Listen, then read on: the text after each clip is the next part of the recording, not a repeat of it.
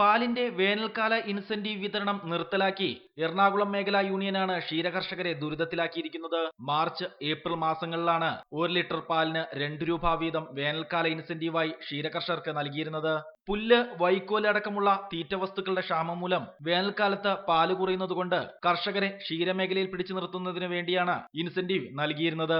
ഇതിനു പുറമെ കഴിഞ്ഞ മാസം കാലിത്തീറ്റയ്ക്ക് 100 രൂപ സബ്സിഡിയും നൽകിയിരുന്നു. എന്നാൽ സബ്സിഡി കാലത്ത് ഒരു പ്രാവശ്യം ഒഴികെ കാലിത്തീറ്റകൾ സംഘത്തിലെത്തിക്കാതെ മിൽമ കാലിത്തീറ്റ കമ്പനി കൃത്രിമക്ഷാമം കാട്ടിയതായും ആക്ഷേപമുണ്ട്.